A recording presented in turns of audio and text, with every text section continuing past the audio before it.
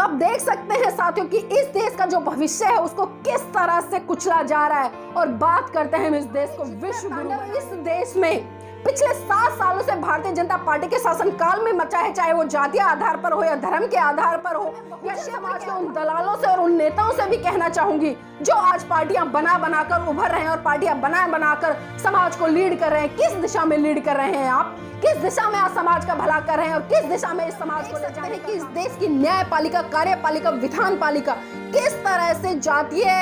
मानसिक समाज की बेटी मनीषा है जो कि हाथरस से बिलोंग करती है, और दूसरी तरफ साथियों आप देख सकते हैं कि जो स्वर्ण समाज की बेटियां हैं, चाहे उसमें निर्भया हो और चाहे उसमें डॉक्टर प्रियंका रेड्डी हो।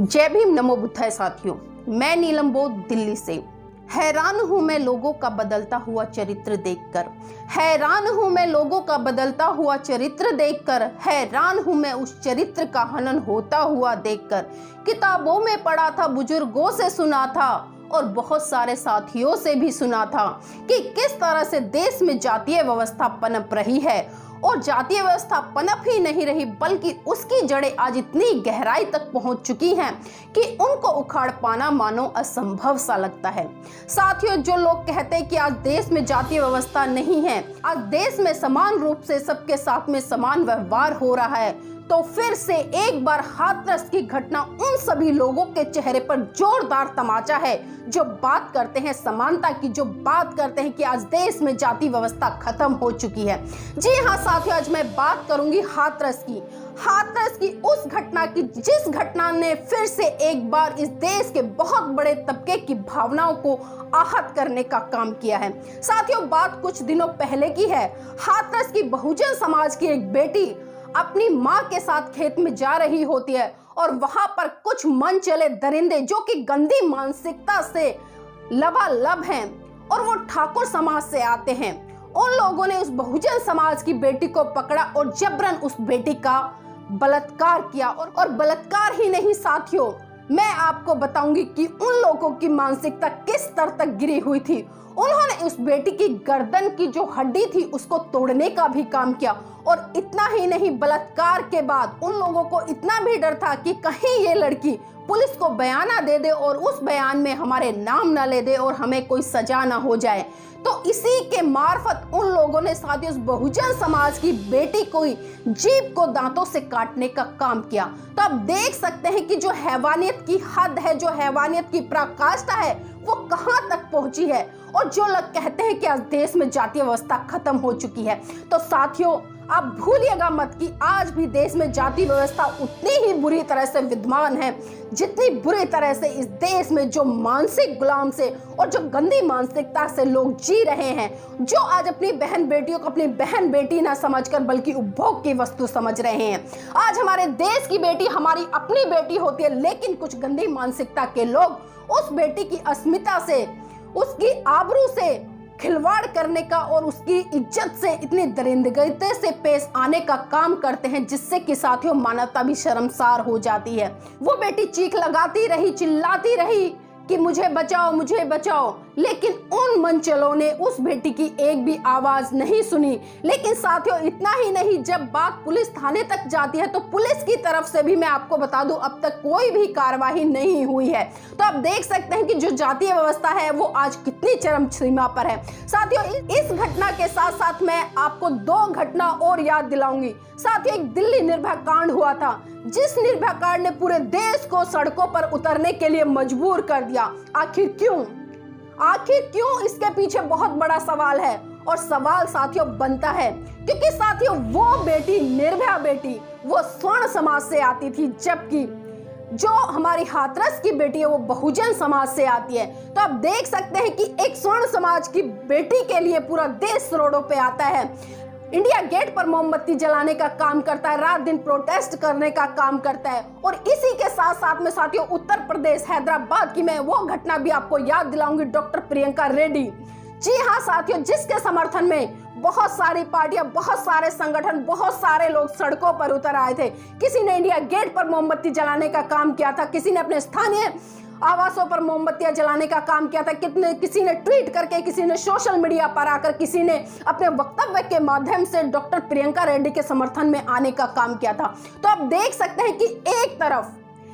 तरफ तो बहुजन समाज की बेटी मनीषा है जो कि हाथरस से बिलोंग करती है, और दूसरी तरफ साथियों आप देख सकते हैं कि जो स्वर्ण समाज की बेटियां हैं, चाहे उसमें निर्भया हो और चाहे उसमें डॉक्टर प्रियंका रेड्डी हो। साथियों ये सरकार, ये न्यायपालिका, मैं कहूंगी कि एक तरह से ये बिल्कुल जाति को दृष्टिकोण में रखते हुए उस पर फैसले देती है। साथियों आप देख सकते हैं कि इस देश की न्यायपालिका, कार्यपालिका, विधान पालिका किस तरह से जातीय मानसिकता से ग्रस्त और कोई भी डिसीजन या कोई भी कानून बनाती है तो पर्टिकुलर एक विशेष तबके को ध्यान में रखते हुए बनाती है। लेकिन साथियों इससे पहले मैं आपको यह भी अवगत कराना चाहूंगी कि हाथरस की उस बेटी के साथ जितनी दरिंदगीता से उस ठाकुर समाज के लोगों ने निर्ममता पूर्ण व्यवहार किया, उसके साथ में सामूहिक रूप से बलात्कार किया और उसकी जो गर्दन की हड्डी थी उसको तोड़कर उसकी जीभ को काटने का काम किया गया। साथियों इस तरह की घटनाएं वास्तव में मानवता को शर्मसार करती हैं। शासन आंख बंद कर कर, कान बंद कर कर, मुंह बंद कर कर बैठा है।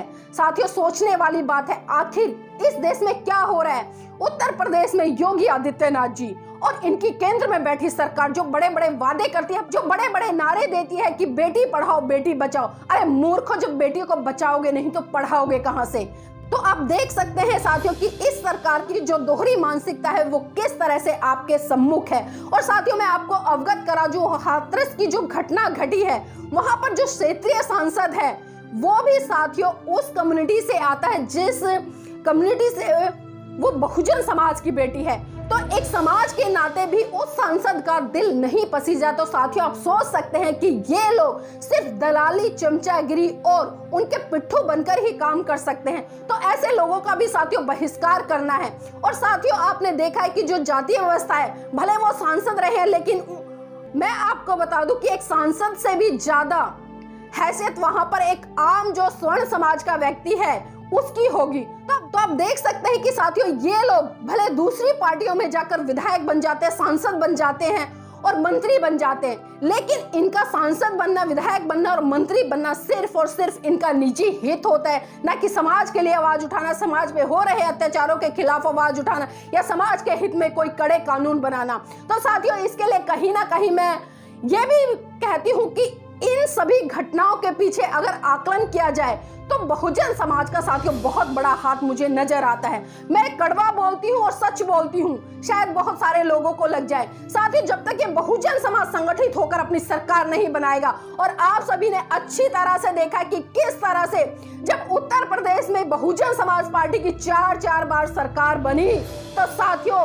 किसी भी गुंडे या किसी भी आम व्यक्ति की इतनी हिम्मत नहीं होती थी कि वो बहुजन समाज की बेटियों या अन्य किसी भी बेटियों की तरफ आंख उठाकर देख ले। लेकिन जब से उत्तर प्रदेश में योगी आदित्यनाथ की सरकार आई है तब से आप देख रहे हैं कि लगातार आए दिन बहुजन समाज की बहन बेटियों पर शोषण हो रहा है, अत्याचार हो रहा है, उनके साथ में बलात्कार हो रहा है, यहाँ तक कि बहुजन समाज के युवाओं को टारगेट कर करके उनको दिन दहाड़े मारा जा रहा है। तो आप देख सकते हैं कि साथियों बहुजन समाज खुद किस दिशा में और किस दशा में जा रहा है। और मैं बहुजन समाज के उन दलालों से और उन नेताओं से भी कहना चाहूंगी जो आज पार्टियां बना बनाकर उभर रहे हैं और पार्टियां बना बनाकर समाज को लीड कर रहे हैं। किस दिशा में लीड कर रहे हैं आप? किस दिशा में आज समाज का भला कर रहे हैं और किस दिशा में इस समाज को ले जाने का काम कर रहे हैं? सिर्फ और सिर्फ आप इस बहुजन समाज को बरगलाने का और इसके देश के युवाओं के भविष्य के साथ खिलवाड़ करने का काम कर रहे हैं। तो साथियों मैं बहुजन समाज के सभी जागरूक साथियों से अपील करूंगी, साथियों इस घटना का संज्ञान लेते हुए आपको इस पे उचित कार्यवाही करनी है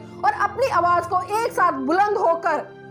इस सत्ता के खिलाफ खड़ा होना है साथियों, क्योंकि जब तक आप अपनी सरकार नहीं बनाएंगे, और साहब काशीराम जी अक्सर एक बात कहा करते थे साथियों, जब तक आपकी सत्ता नहीं होगी तब तक आपके समाज की बहन बेटियों पर ये लोग गिद्ध की तरह नजरें ही नहीं गाड़ेंगे, बल्कि उनके साथ में लगातार शोषण, अत्याचार और बलात्कार जैसे घिनौनी हरकतें करते रहेंगे। तो इसलिए इस बहुजन समाज को साथियों जरूरत है अपनी सरकार बनाने की, क्योंकि जब तक आपकी सरकार नहीं बनेगी तब तक आपके साथ में जातीय आधार पर, क्षेत्रीय आधार पर, भाषा के आधार पर बहुत सारे शोषण, अत्याचार होते रहेंगे। साथ ही जितना तांडव इस देश में पिछले 7 सालों से भारतीय जनता पार्टी के शासनकाल में मचा है, चाहे वो जातीय आधार पर हो या धर्म के आधार पर हो या क्षेत्र के आधार पर हो या भाषा के आधार पर हो। आज तक पिछले 70 सालों में कभी भी ऐसा तांडव नहीं मचा है। तो इस बहुजन समाज को सीख लेने की जरूरत है, क्योंकि यह सरकार आपका भविष्य तय करेगी, आपके बच्चों का भविष्य तय करेगी कि किस तरह से आपका ही जीवन नहीं बल्कि आने वाली आपकी जो पीढ़ी है उसके भविष्य को भी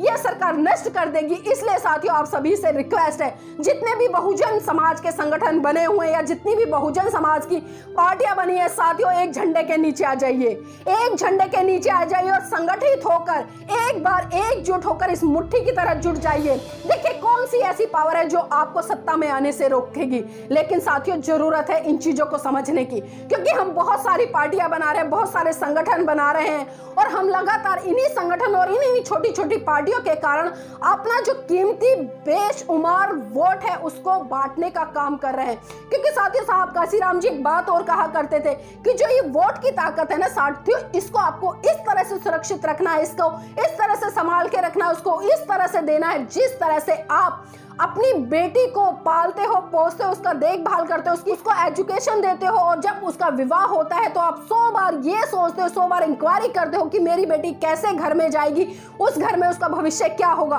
तो इसी तरह से साथियों, आपको अपने वोट की उस ताकत को समझना है, उस वोट के उस संदर्भ को समझना है कि वो वोट का अधिकार परम पूज्य बाबा साहब ने साथियों अपनी 4 संतानों और जीवन संगनी की कुर्बानी से आपको दिलाया है। तो आपको सोचना है कि आपके उस वोट की कीमत क्या है और उस वोट की कीमत को आपको किस दिशा में और किस दशा में इस्तेमाल करना है। साथियों, फैसला आप पर है, वरना आज हाथरस की घटना है, कल को कहीं और घटना होगी और ये घटनाएं लगातार साथियों रुकने का नाम नहीं ले रही हैं। आप देख रहे हैं कि घटनाएं लगातार बढ़ रही हैं। ये कुछ घटनाएं तो ऐसी होती हैं जो सोशल मीडिया के माध्यम से हमारे पास पहुंच जाती है, जिस पर हम अपनी आवाज उठा लेते हैं। लेकिन साथियों, बहुत सारी ऐसी घटनाएं हैं जो घटनाएं ना तो मीडिया के सामने आती है, ना सोशल मीडिया के सामने आती है और ना ही जनमानस तक पहुंच पाती हैं। तो आप देख सकते हैं साथियों कि इस देश का जो भविष्य है उसको किस तरह से कुचला जा रहा है और बात करते हैं हम इस देश को विश्व गुरु बनाने की। तो साथियों, मैं तो इतना ही कहना चाहूंगी कि संगठित हो जाइए,